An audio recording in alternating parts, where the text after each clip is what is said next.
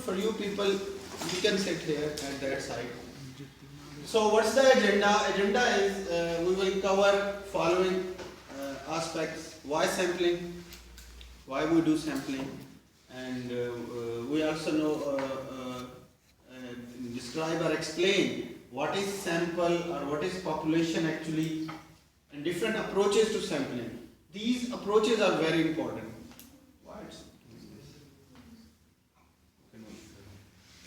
There are two famous approaches: probability sample and non-probability sample. You need to be clear on that what is probability sample and where that probability sample is needed. I'll start from you. What's your guess or what's your rough idea about sampling? So, the sample means the representative of the whole data. Great. So something. Excellent. Anyone else? Rabia? What do you say about sample?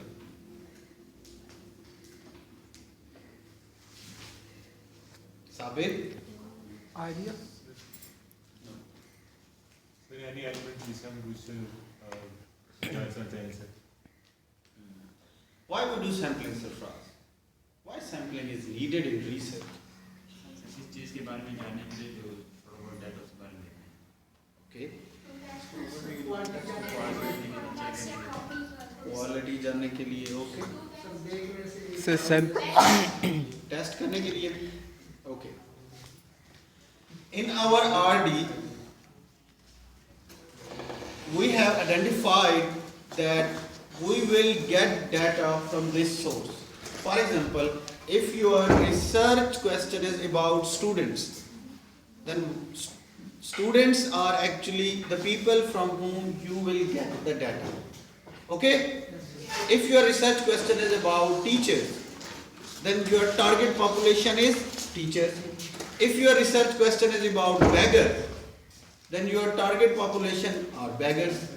If your research question is about schools, then your target place are schools. Okay? If your research questions are about some industry, for example shops, then your target places are certain kind of shops. Now, here comes a situation. You are doing research on students, you are doing research on colleges, you are doing research on teachers. अब सारे के सारे teachers आप ले सकते हैं? No sample लेंगे. सारे टीचर्स ले सकते हैं? नो सारी शॉप से आप डाटा ले सकते हैं? नो सारे कॉलेजेस आप इंक्लूड कर सकते हैं? No, it's unrealistic. Is it? Yes. It is unrealistic. अब आपने चूज करना है कि उसमें से कौन सी चीजें ली जाए. ओके? कोई मेथड होना चाहिए, कोई सिस्टम होना चाहिए आपकी उस चॉइस के लिए, और वो सिस्टम या वो चॉइस क्या कहलाती है? Sampling. You take a sample out of that given population. Now, this is why sampling. For data collection, आपने अपनी रिसर्च के लिए डाटा कलेक्ट करना है. डाटा कलेक्शन के लिए आप सारी पॉपुलेशन नहीं ले सकते. आप उसमें से कुछ specific areas, specific people, specific places लेते हैं. इस अप्रोच को या इस कॉन्सेप्ट को क्या कहते हैं? सैम्पलिंग. सामा इस कॉन्सेप्ट को क्या कहते हैं?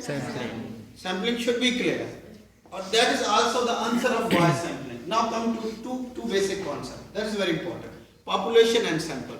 Population mean all. If you are doing research on the students, 2500 students, consider 2500 students. So population कितनी हो गई? 2500. और sample आपका कितना हो सकता है? 10 स्टूडेंट का हो. It can be 50 students, it can be 100 students. Okay? Yes. So sample उससे जो आप population से आपने लिया होता है. अली ने एक बहुत अच्छी बात की है कि एक sample representative होता है population का. Okay? So population mean all the people that are meant to be researched, all the places. आप सिर्फ लोगों पे भी रिसर्च नहीं कर सकते, आप जगहों पे भी कर रहे होते हैं और चीज़ों पे भी कर रहे होते हैं. जब सारी बाउंड्री या सारी चीजें इंक्लूडेड होती हैं तो वो पॉपुलेशन बन जाती है, और उसमें से जो आपने खास उठाई होती है वो क्या होती है? सैंपल. ओके? सैंपल फ्रेम किसे कहते हैं? एक छोटा सा कॉन्सेप्ट है, ये मेरे ध्यान में आ गया अचानक। आयशा, सैंपल फ्रेम क्या होता है? सर जो सैंपल लेते हैं उनका एक फ्रेम बना लेते हैं। सैंपल लेते हैं उसका एक फ्रेम बना लेते हैं। गुड। इट्स मीन सारे सैंपल एक फ्रेम में अरेंज कर देते हैं। इस तरह की कोई फ्रेम नहीं होती। सैंपल फ्रेम मीन स्ट्रक्चर किसने कहा? ग्रेट। हाँ, स्ट्रक्चर। आप अब ऐसे तो नहीं उठा सकते ना, आप कोई स्ट्रक्चर बनाते हो। फॉर एग्जांपल 2500 स्टूडेंट हैं कॉन्सेप्ट्स के, आपने उससे 50 का सैंपल लेना है। आप फ्रेम बनाएंगे ना, 10 ह्यूमैनिटीज से लेंगे, 10 मैनेजमेंट से लेंगे, 10 कंप्यूटर साइंस से लेंगे। What is this? Sample frame. Frame mean वो स्ट्रक्चर जिससे आपने पॉपुलेशन से सैंपल उठाना है। Okay, but it's not important, ये सिर्फ कॉन्सेप्ट्स हैं आपको समझने के लिए। अप्रोचेस ये इंपॉर्टेंट है, जो आपके पेपर में आएगा या जो आप अपनी रिसर्च में यूज भी करोगे, प्रैक्टिकल चीज है। अप्रोचेस टू सैम्पलिंग, अब सैम्पलिंग करनी किस तरह है, that is more important. Okay, approaches to sampling mean कि प्रैक्टिकली आपने सैम्पलिंग किस तरह करनी है, that is important. For new people, आज हम सैम्पलिंग का कॉन्सेप्ट पढ़ रहे हैं कि सैम्पलिंग क्या है। सैम्पलिंग के वाले से 3 कॉन्सेप्ट्स हमने देखे हैं। फायदा सोई हुई हो आप। सैंपल क्या है, पॉपुलेशन क्या है और सैंपल फ्रेम क्या है। ओके, अप्रोचेस टू सैम्पलिंग, इसमें 2 तरह के अप्रोचेस हैं, ठीक है, प्रोबेबिलिटी सैंपल और नॉन प्रोबेबिलिटी सैंपल। प्रोबेबिलिटी, आप में से किसी ने मैथ पढ़ी है? आपने पढ़ी है? So what is probability sample?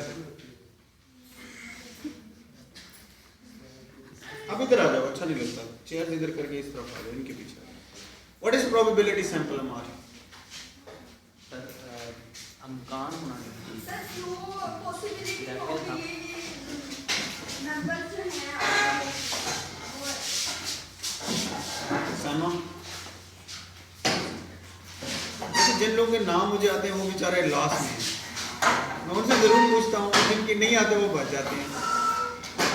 निशान, प्रोबेबिलिटी सैंपल क्या है? नहीं पढ़ा कभी? Anyone else? आपका नाम क्या? मरियम। और आपका आयशा के साथ जो बैठी है? अक्सा। क्या होता है प्रोबेबिलिटी सैंपल? जिसमें हम श्योर नहीं होते हैं। सर हम क्या करते हैं? सॉरी, जो रेलेवेंट होंगे या ज्यादा चांसेस है कि हम कुछ सर जो हो सकता हो या ना भी हो सकता हो, Assume. Little bit better. Okay, probability sample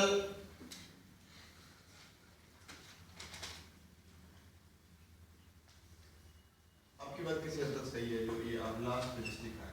probability sample वो सैंपल होता है जिसमें इक्वल चांसेस होते हैं हर सैंपल के सिलेक्ट होने के। If there is a population of 1000 people और उसमें से आपने 50 का सैंपल सिलेक्ट करना है, तो 1000 में से हर सैंपल के इक्वल चांसेस हैं, कोई भी निकल सकता है। जब इस तरह की आप सैंपलिंग करते हैं, वो कौन सी सैंपलिंग होती है? Probability sampling. All the samples have equal chances. और एक बात अली ने की थी स्टार्ट में, जो प्रोबेबिलिटी सैंपल होता है वो रिप्रेजेंटेटिव सैंपल होता है, ठीक है। प्रोबेबिलिटी सैंपल रिप्रेजेंटेटिव सैंपल होता है। 1000 की पॉपुलेशन है और उसमें से 50 एस, ये पी पॉपुलेशन और एस मीन सैंपल। अब 1000 की पॉपुलेशन में हर सैंपल रिप्रेजेंटेटिव है।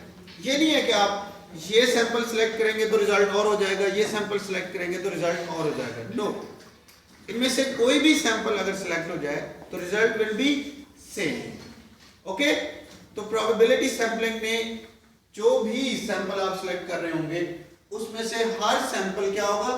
रिप्रेजेंटेटिव होगा जो आप सैंपल सिलेक्ट कर रहे हैं। राबिया, सोचो में रहती हो, किसी दिन मैं सेशन लूंगा आपका, निकल आओ, दुनिया में रहो जो दुनिया है।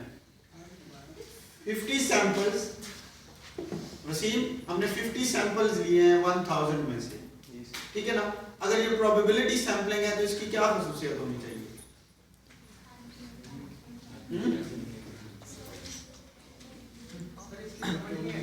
नहीं समझ आई? ओके,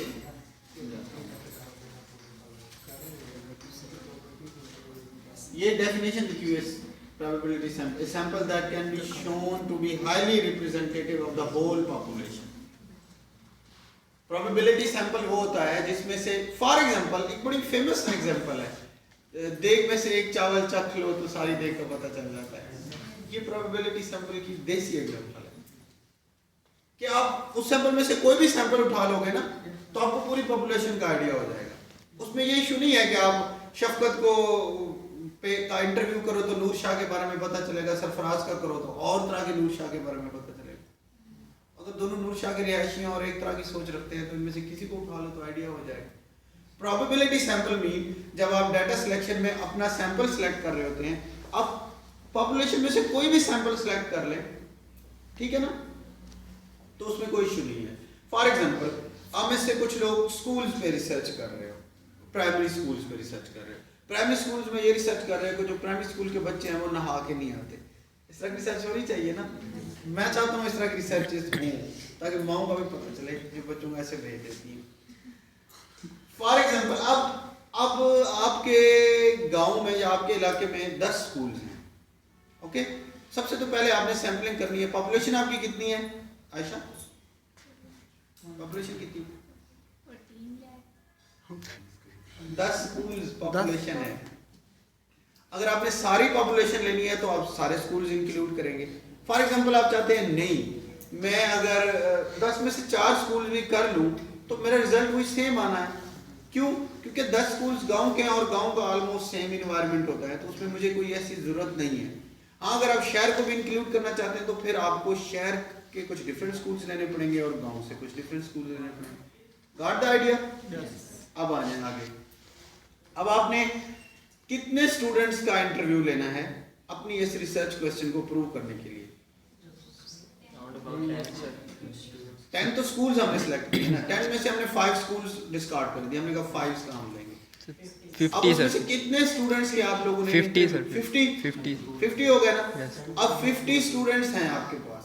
अब आपने ये डिसाइड करना है कि मैं 50 स्टूडेंट्स सारे एक स्कूल से ले लेंगे आप? नो सर, हर स्कूल से 10। एक स्कूल की तादाद 4-5 हज़ार होगी, तो आप ऐसा करेंगे, आप मैं 5 इससे ले लेता हूँ, 4 उससे ले लेता हूँ, 6 उससे ले लेता हूँ। अब ये 4000 स्टूडेंट्स हैं, उन लोगों 4000 की राय आप 5 से मेजर कर रहे हैं, तो ये आपकी सैंपलिंग क्या है? Probability sampling. आप समझते हैं कि ये जो 5 बच्चे जिनके हम इंटरव्यू करेंगे ये रिप्रेजेंट करते हैं उन सारे बच्चों को। अगर हम कोई नाम बताओ अपने स्कूलों के, ताकि हम मुझे ज्यादा समझाने में ज्यादा आसानी हो। सरफराज आप बताओ, 3-4 स्कूलों के नाम बताओ अपने इलाके के। गवर्नमेंट प्राइमरी स्कूल है तो नाम बताते जाओ ना, आगे नाम भी होता है। ओके, कायदे आज़म पब्लिक स्कूल से हम 5 बच्चे लेंगे। कायदे आज़म पब्लिक स्कूल की तादाद है 4000, लेकिन 5 बच्चे रिप्रेजेंट करते हैं उन 4000। ओके, आगे दूसरे स्कूल। सॉरी, मदीनातुल बरकत सिटी स्कूल, ये तो शहर का हो जाएगा ना। मैं देहात की हमारे सामने सर, देहात की मैं बता रहा हूँ। मदीनातुल बरकत स्कूल से, मदीना बरकत स्कूल से हम 6 बच्चे ले लेते हैं, उसकी तादाद ज्यादा है तो वो 6 उनको रिप्रेजेंट करते हैं। आगे अल फारूक प्री कैडेट स्कूल से, अल फारूक से हम 4 बच्चे ले लेते हैं, उनका इंटरव्यू कर लेते हैं, ठीक है ना। इस तरह हम सैंपल लेते जाएंगे, उनसे इंटरव्यू लेना है, सर्वे करवाना है, क्वेश्चनेयर्स करवाना है, वीडियो बनानी है, ऑडियो बनानी है। मेथड पे अभी तक नहीं गए, अभी हम सैंपलिंग की बात कर रहे हैं। तो हम ये समझते हैं कि वो सैंपल रिप्रेजेंटेटिव सैंपल होगा। हम क्या करेंगे, 4 बच्चों को हमने ले लिया, हम कहेंगे इस स्कूल के जो बच्चे हैं ना, उन्होंने ये इशू बताया। हो सकता है कि इस स्कूल के बच्चों ने बताया कि क्योंकि हम दूर से आते हैं, दूर से आने की वजह से रास्ते में हमारे कपड़े खराब हो जाते हैं और हमारा मुंह भी खराब हो जाता है। हो सकता है कि अब आप कह सकते हैं कि एक्चुअली ये स्कूल दूर है मार्केट से या बाजार से या जो आबादी है उससे। हो गया आइडिया? तो जो प्रोबेबिलिटी सैंपल होता है वो क्या होता है? Representative sample. रिप्रेजेंटेटिव वर्ड समझ आ रहा है? Yes sir. कभी-कभी मुझे लगता है ना आप लोगों को वर्ड्स नहीं समझ आते। मैं समझा रहा होता हूँ, कॉन्सेप्ट में ना वर्ड्स की मीनिंग नहीं आती होगी आपको। अंग्रेजी आपकी माशाल्लाह बहुत अच्छी है ना। Yes sir. ओके, अब प्रोबेबिलिटी सैंपल दो तरीके से होता है, ठीक है ना, ये कॉन्सेप्ट ध्यान में रखिएगा, बहुत इंपॉर्टेंट है। एक होता है रैंडम, एक होता है stratified. Random sample, random probability sample, और स्ट्रेटिफाइड प्रोबेबिलिटी सैंपल। ओके, अब रैंडम सैंपल क्या है? कोई वहां से उठा लिया, कोई, जैसे हमने अभी कहा, अपनी मर्जी से उठा लिया। रैंडम सैंपल, आप बादशाह हैं, जंगल के बादशाह हैं, जो मर्जी करें चाहते हैं। ओके, रैंडम सैंपल में ये आपके सामने होगा। रैंडम सैंपल क्लियर है? सी आप क्या होता है रैंडम सैंपल? हाँ जी, आपसे रैंडम में कहीं से भी उठा सकते हैं। कहीं से भी उठा लें, specific कोई स्पेसिफिक नहीं है, आपको बताया कि आप इधर से उठा लें, उधर से उठा लें, उधर से उठा लें, ये रैंडम सैंपल हो जाएगा, ठीक है ना। लेकिन ये चीज आपने ध्यान में रखनी है कि रैंडम सैंपल क्या है? रिप्रेजेंटेटिव है। कहीं से भी उठा लेंगे तो वो रिप्रेजेंटेटिव है। 10 घरों पे आप रिसर्च कर रहे हैं कि आपके इलाके के जो 10 घर हैं वहां के लोग इलिटरेट हैं। मेरे गांव में तो अभी कुछ आबादियां ऐसी हैं जहां के लोग अपने बच्चों को नहीं पढ़ाते। इस मतलब कुछ आबादियां ऐसी हैं, वो पता नहीं उनको अजीब सा है, वो कहते हैं नहीं हमने नहीं पढ़ाना, पढ़ाने से ये होता है। तो आप अगर चाह रहे हैं कि आपने रिसर्च करनी है तो 10 घर हैं, अब रैंडमली उठा लेते हैं, चलो मैं एक ये ले लेता हूँ, एक ये ले लेता हूँ। अब आपने वहां पे जब अपनी एक्सप्लेनेशन लिखनी है रिसर्च की, तो आप कहेंगे आपने कौन सी सैंपलिंग यूज की है? Random sampling. बात खत्म, जस्टिफाइड हो गया आपका सारा तरीका। तो मैंने रैंडम सैंपलिंग करके सिलेक्ट किया था डाटा, तो ये मेरा random sampling. Okay, yes sir. देखो हम एक एक ईंट रिसर्च की रखते जा रहे हैं, ऐसा ऐसा। आज हम सैंपलिंग से आपको पता चलेगा कि पहले तो आप ऐसे बता देते थे हम ये कर देंगे वो कर देंगे, अब नेक्स्ट आपको ये भी बताना पड़ेगा कि सैंपलिंग कौन सी यूज की थी आपने, टेक्निक कौन सी यूज की थी। अब मुझे यकीन है सारे कहेंगे सर रैंडम, रैंडम बहुत आसान है, रैंडम की कोई एक्सप्लेनेशन नहीं देनी पड़ती, तो रैंडम सैंपलिंग की थी हमने, ठीक है ना। रैंडम में आप जस्टिफाइड होते हैं, मैंने ये 10 घर चुन लिए, मैंने ये 10 स्टूडेंट्स उठा लिए, मैंने ये 10 स्कूल्स कर लिए, ये मैंने 10 शॉप्स उठा ली, मैंने इनके क्वेश्चनर से इंटरव्यू कर लिए। क्लियर? अब स्ट्रेटिफाइड ये होती है, स्ट्रेटिफाइड का क्या मतलब होता है? क्लासिफिकेशन, क्लासिफिकेशन सत्य। बाद औक़ात डाटा इतना गंभीर होता है या इतना कॉम्प्लेक्स होता है कि रैंडमली अगर हम उठाएं तो हो सकता है कि हम अपनी सारी रिसर्च खराब कर दें। फॉर एग्जांपल, सबसे पहली स्ट्रेटिफिकेशन कहाँ शुरू हो जाती है? जेंडर पे। गर्ल्स कहती हैं, अगर आप यूनिवर्सिटी में कर रहे हैं, आप कहेंगे मैंने रैंडम उठाया है, वो कहेंगे रैंडम तो उठाया, कितने गर्ल्स लिए कितने बॉयज लिए? आप सब मैंने तो रैंडम उठाया। यहाँ पे पहली स्ट्रेटिफिकेशन आ जाएगी, तो ये तो प्रॉब्लम है। अब अगर आप फॉर एग्जांपल किसी कॉलेज में रिसर्च कर रहे हैं तो वहां पे आपको वो कहेंगे अच्छा पहली स्ट्रेटिफिकेशन क्या आ गई? जेंडर।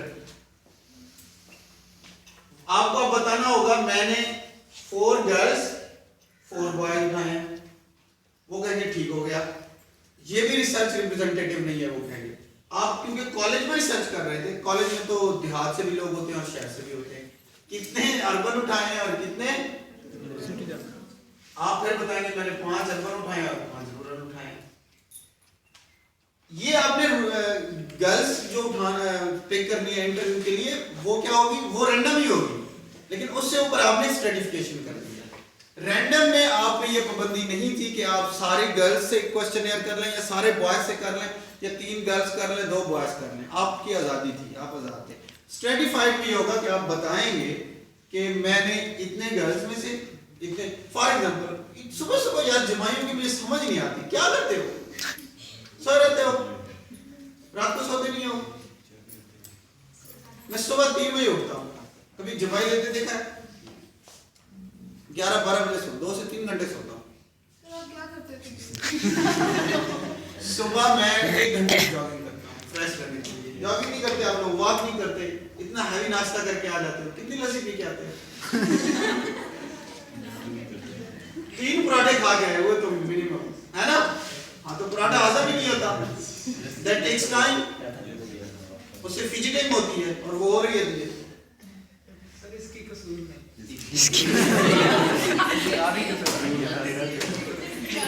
कसूरवार आप हैं।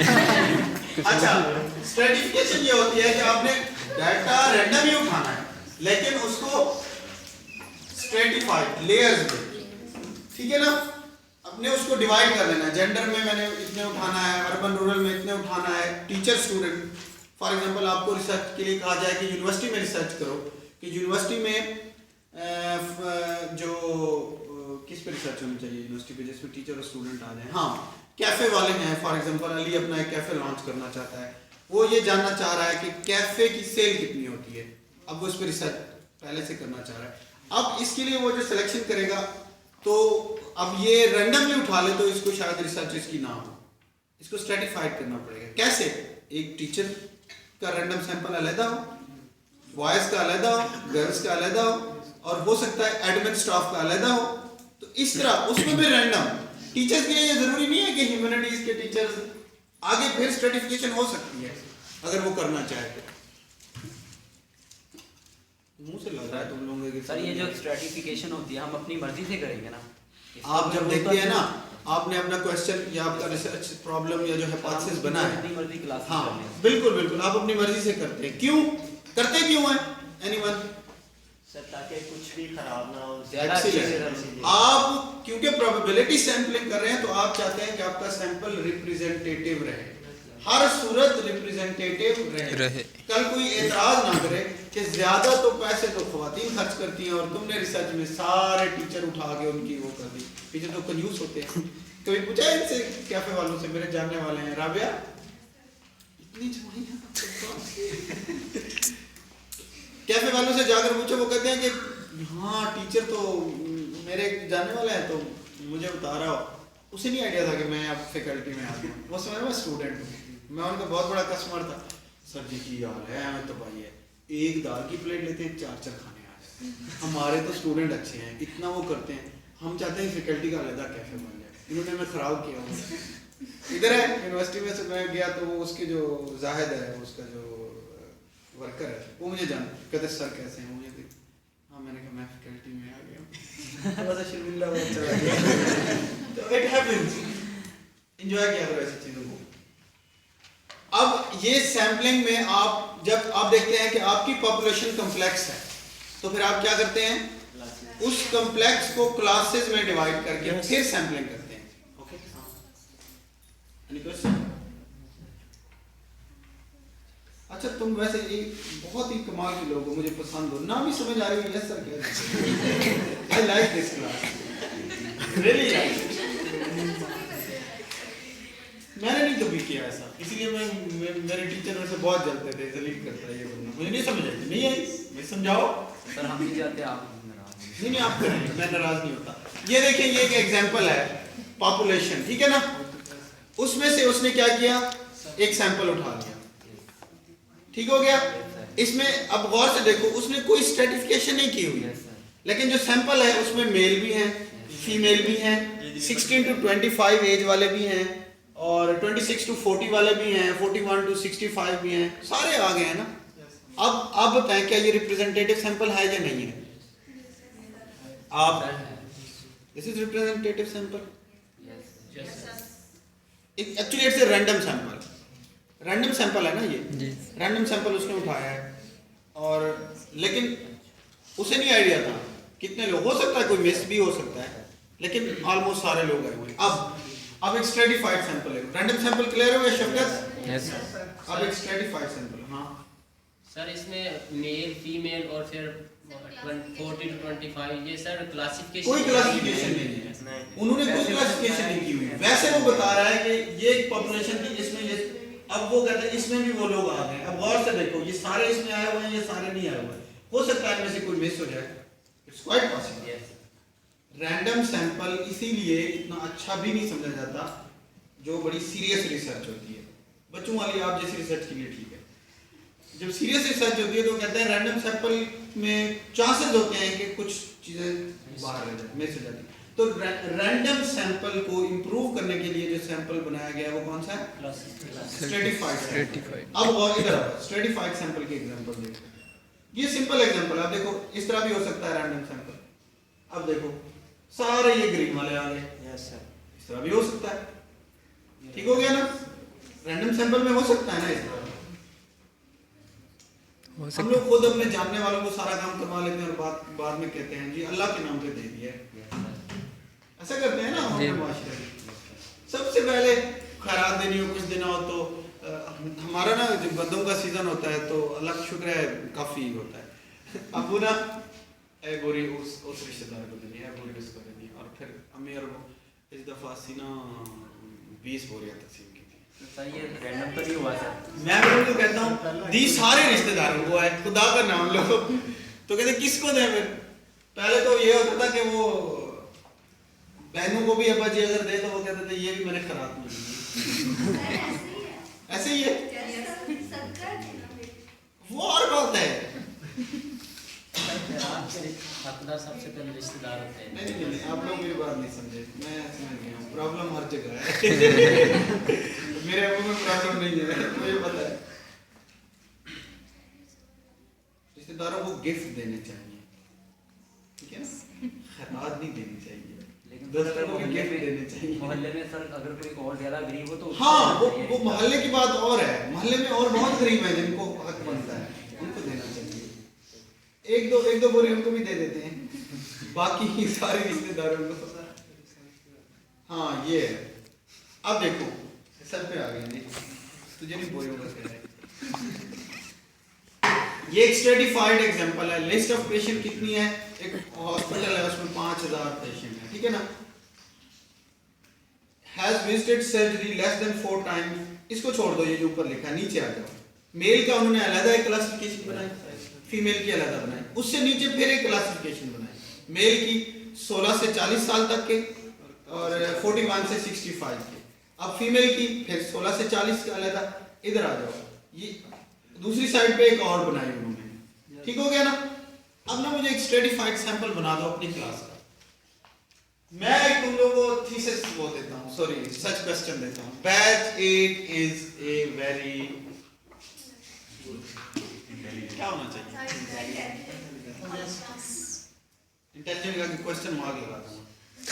Batch it is intelligent batch, ठीक है ना, आगे question mark. Okay, batch 8 is a sorry honest, चले ऑनेस्ट कर लेते हैं, फायदा की बात मानते हैं। बैच 8 इज ऑनेस्ट, इस पे आप लोगों ने रिसर्च करनी है, ठीक हो गया ना। अब अली आप सैंपल बनाओगे, कौन से सैंपल बनाओगे? 57 लोगों के ना इंटरव्यू किए जा सकते हैं, ना क्वेश्चनर लिया जा सकता है, ना वीडियोस बनाई जा सकती हैं सर। चंद स्टूडेंट्स ना इन सब को वो कौन सी मशीन होती है, सच पकड़ने वाली, हाँ झूठ पकड़ने वाली मशीन से गुजारा जा सकता है। सर सबके तो नहीं हो सकता सर, कुछ सिलेक्टेड स्टूडेंट्स को सर लिया जाएगा। तो कैसे मैं वही कह रहा हूँ, सर रोल नंबर वाइज ले सकते हैं। Excellent. सर when हम 1, 10, 20 हर चौथा रोल नंबर उठा लेते हैं। This is random sampling, excellent, clapping for Ali. हम चौथा रोल नंबर उठा लेते हैं, ग्रेट। और सर 57 में से जो 10 स्टूडेंट्स लिए जाएंगे वो रिप्रेजेंटेटिव, हम सारे ताक रोल नंबर वाले स्टूडेंट उठा लेते हैं, हम सारे इवन वाले उठा लेते हैं, सारे रैंडम सैंपल। गर्ल्स में से कुछ बॉयज में से मतलब कौन ज्यादा, वो फिर स्ट्रेटिफाइड में आ जाएगा। अब अगर चाहते हैं कि आपने फॉर एग्जांपल अली ने रिसर्च की, उसने सारे इवन रोल नंबर उठाए और उसने उसका क्वेश्चनर डेवलप किया और रिजल्ट आया कि ऑलमोस्ट मतलब उसने क्वेश्चन में ये डाला था कि आप क्या समझते हैं कि कितने % बैच 8 के लोग ऑनेस्ट हैं, और रिजल्ट आ गया 90%। हमारा कहता है ये हो ही नहीं सकता, मेरे साथ तो कितनी दफ़ा हाथ हो चुका है। मैं इस रिसर्च को नहीं मानता। ये कहता है कि क्यों भाई क्यों नहीं मानता? कहते तुम्हारा सैंपल रिप्रेजेंटेटिव नहीं था, मैं डिफरेंट सैंपल लेता हूँ। तुमने कितने सैंपल लिए थे? तुमने 10 सैंपल लिए थे। कहते नहीं मैं 20 लेता हूँ, ये 20 का सैंपल ले, ये भी वही प्रोसीजर वही फॉलो करे और इसके बाद रिजल्ट वही आ जाए। निशान कहता है मैं तो ज्यादा डसा हुआ हूँ। ये हो ही नहीं सकता बैच 8 ऑनेस्ट हो, मैं तेरी रिसर्च भी नहीं मानता। ये कहता है कि मैं ना तुम लोग क्या, फिर ये कहते यार हम ठीक है, देखो हमने वही मेथड लगाया, हमारी रिसर्च ठीक आई है हमने। वो कहते हैं नहीं तुम लोग ने बहुत सिंपल सैम्पलिंग टेक्निक यूज की है। ऐसा कहोगे ना निशान, बहुत सिंपल, तुम स्ट्रेटिफाइड यूज करो, गर्ल्स का अलग करो, बॉयज़ का अलग करो, जो गाँव से लड़कियाँ आती हैं उनका अलग करो, जो शहर से आती है उनका अलग करो, जो सीनियर ग्रुप है उनका अलग स्ट्रेटिफाइड करो। फिर उनमें से हर एक का रिप्रेजेंटेटिव सैंपल उठाओ जिशान ने वाकई ऐसा किया और रिजल्ट 50% आया। तो क्या प्रूव हुआ साबित? बॉयज वाले में क्या प्रूव हुआ? आपका क्या नाम है आपका? हैं? सुंदर। आपकी रिसर्च भी ठीक थी, आपकी रिसर्च को उसने इम्प्रूव किया, ठीक हो गया ना? आपकी रिसर्च को इसने इम्प्रूव किया। अब जब मेरे सामने for example I am the investigator, मेरे सामने रिसर्च आएगी, मैं कहूँगा आपको भी शाबाश दूंगा, आपको भी शाबाश, लेकिन नंबर इसको दूंगा इसने अच्छी रिसर्च की है। Okay, clear on probability sample?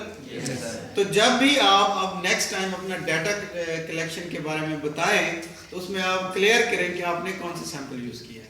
अगर स्ट्रेटिफाइड किया है तो उसकी क्लासिफिकेशन कौन कौन सी की है। मिनिमम 3-4 क्लासिफिकेशन तो आप बना सकते हैं इजीली, टीचर्स पे, स्टूडेंट्स पे, जहां पे भी बनाना चाहें बना सकते हैं। Okay, clear? Probability sampling clear है? Yes sir. अब आ जाते हैं नॉन प्रोबेबिलिटी सैंपलिंग। टाइम हो गया। क्वांटिटेटिव रिसर्च में लास्ट पॉइंट, क्वांटिटेटिव रिसर्च में प्रोबेबिलिटी सैंपलिंग ही यूज होती है। ओके, क्वांटिटेटिव रिसर्च में प्रोबेबिलिटी सैंपलिंग यूज होती है। ठीक हो गया। नॉन प्रोबेबिलिटी सैंपलिंग वो है, अब आपको बता दो, मान रहा हूं मुझे नॉन प्रोबेबिलिटी सैंपलिंग कौन सी सैंपलिंग है?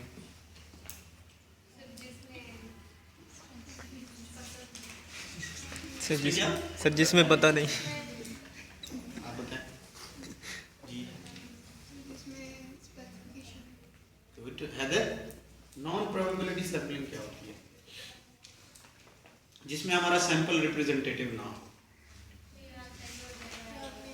नहीं, प्रोबेबिलिटी सैंपल में जो हमारी पॉपुलेशन है ना वो ऐसी है कि उसमें से हम अगर कोई सैंपल उठा लें तो वो रिप्रेजेंट करता है।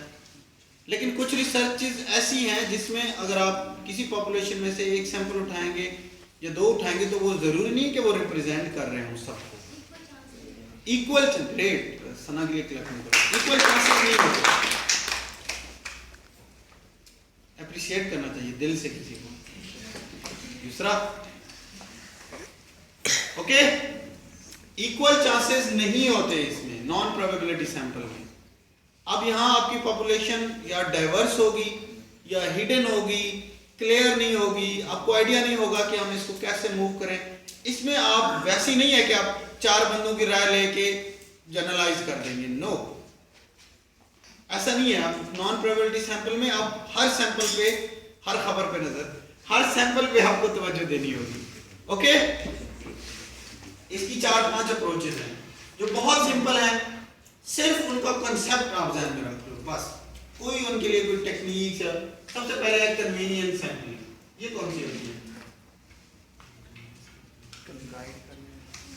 बहुत आसान है, बहुत आसान है। गाइड करने वाली मरियम है? गाइड करने वाली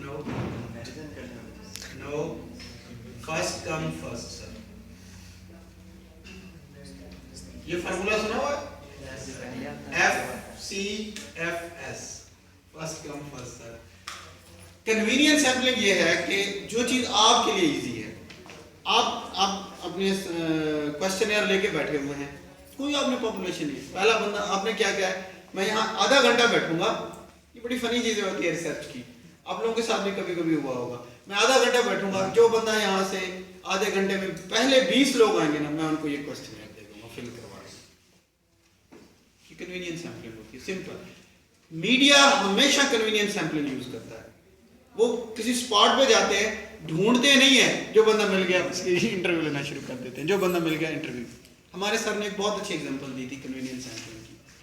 कहते हैं एक दफा हम कॉलेज पढ़ते थे, लड़ाई हो गई, बड़ी जोर की लड़ाई हुई, लाठियां चली, जख्मी हुए बंदे। अब बाद में पुलिस आ गई, पुलिस ने मारना शुरू कर दिया, भगदड़ मच गई, सारे लोग भाग गए। तो कहते हम 3-4 दोस्त छुपे बैठे थे, हम लड़ाई में शामिल थे। तो हमने इधर उधर देखा, हमने देखा कि मीडिया वाले आए हुए हैं इंटरव्यू